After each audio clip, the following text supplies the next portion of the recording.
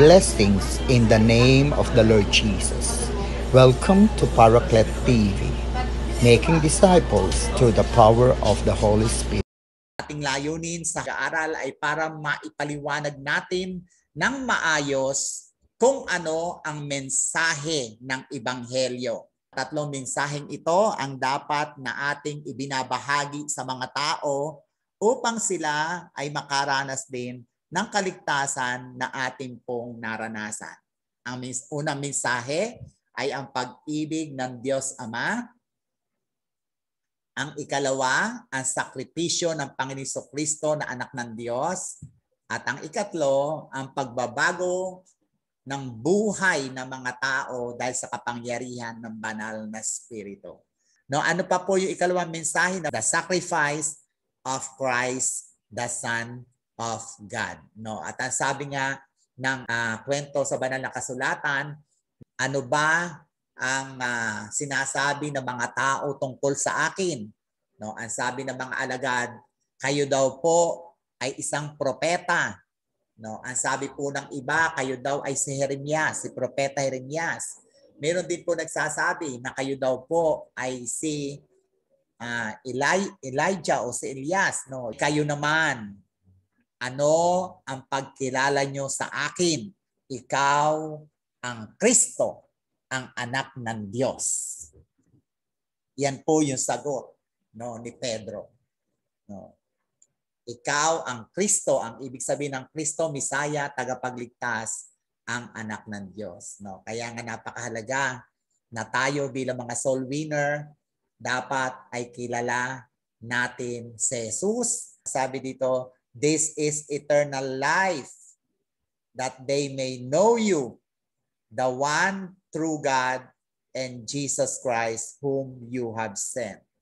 John 17:9, na makilala ng mga tao na makasalanan na ang buhay na walang hanggan, dapat nilang maranasan ang buhay na walang hanggan at makilala nila yung paraan, ang tanging paraan, the only way, the only truth, and the only life para magkaroon ng buhay na walang hanggan ng mga tao, yung the one true God who is Jesus Christ. Rito sa nakikita nyo pong matrix, nakikita natin yung apat na naging role ni Jesus, bakit siya ay naging ating Messiah, no, the Son of God.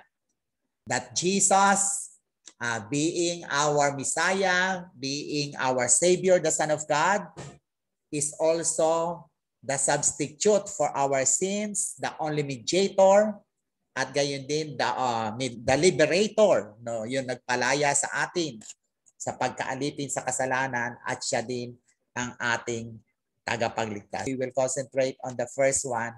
Ito po ay ang Jesus Christ, our Messiah, the substitute. No, ano po ibig sabihin ng substitute?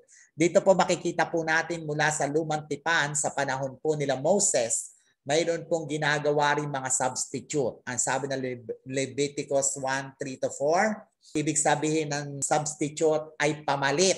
Saan po? Sabi dito, if the offering is a burnt offering from the earth, he is to offer a male without defect.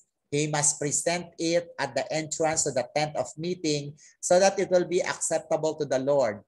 He is to lay his hands on the head of the burnt offering, and it will be accepted on his behalf to make atonement for him. So sa Old Testament po, imbis na po yung dugo ng tao ang nagsisilbing handog para susunugin at para pag ito ay umabot sa trono ng biyaya ng Diyos, masisiyahan ang Diyos sa pamamagitan ng pagsunog ng handog, at ang kailangan pong ihandog siyempre ay ang dugo, dapat ng tao. Pero sa Lumang Tipan mayroon po yan substitute. Bakit po? Kasi po ang salat ng Hebrew, kung walang pagbubo ng dugo, walang dugong inihandog, walang kapatawaran ang kasalanan ng tao.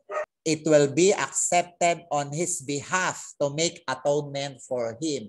Yung dugo ng hayop na walang kapintasan ang siyang tutubos ng sariling kasalanan. Sabi dito, But in those sacrifices, there is a reminder of sins year by year. No, pero nakikita natin na taon-taon ginagawa po ng mga Hudyo na sila ay maghandog ng mga hayop. Yung dugo nito ay kanilang iwisik sa pamamagitan ng mga pari, mga saserdote. For it is impossible for the blood of bulls and goats to take away sin. So tandaan po natin sa lumang tipan, bagamat ang dugo ay ginagamit bilang handog, ito lang po ay pantakip sa kasalanan ng tao. So that kapag tumingin ang Diyos sa tao, ang makikita niya hindi yung kasalanan nito, kundi yung dugo ng hayop. Pero si Jesus, ang sabi ito, as our substitute, Christ took the guilt of our sins on himself, died in our place, and put to our account his goodness, his perfect obedience. Ang dugo ng Panginoong Kristo ay higit sa dugo ng hayop, walang kapintasan, walang kasalanan. Ang dugo ng Panginoong Kristo ay perfecto, the precious blood of Jesus. Kaya nga nung maghandog ang Panginoong Kristo ng kanyang buhay, ang kanyang dugo ay tumigil sa Kalbaryo, hindi niya ito ginagawa taon-taon. Ito ay ginawa, ang sabi ng Hebrew, minsan niya lang itong ginawa at ito ay sapat na.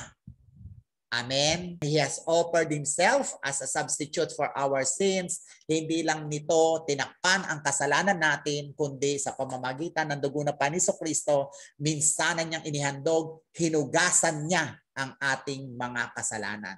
Sabi ni Propeta Isaiah 53, 3-5, ang sabi diyan, he is despised and rejected of men, tinanggihan, inalipusta ng mga tao, a man of sorrows, nalungkot talaga ang Panginoon, unacquainted with grief, naranasan niya ang pagdadalamhati, and we hid as it were our faces from Him.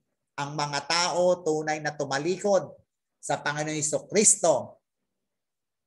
And we esteemed Him not, hindi natin kinilala ang ating Panginoon. Surely, sigurado 100%, He hath borne our griefs, yung ating mga kalungkutan, yung ating mga pagkukulang, yung ating mga pagsalansang, yung ating yung ating rebellion, yung cancer natin sa ating kaluluwa, griefs and carried our sorrows, yet we did esteem Him stricken, smitten of God and afflicted, but He was wounded. Nasugatan ang Panginoon dahil sa ating mga pagsalansang. For our transgressions, He was bruised for our iniquities. The chastisement of our peace was upon Him.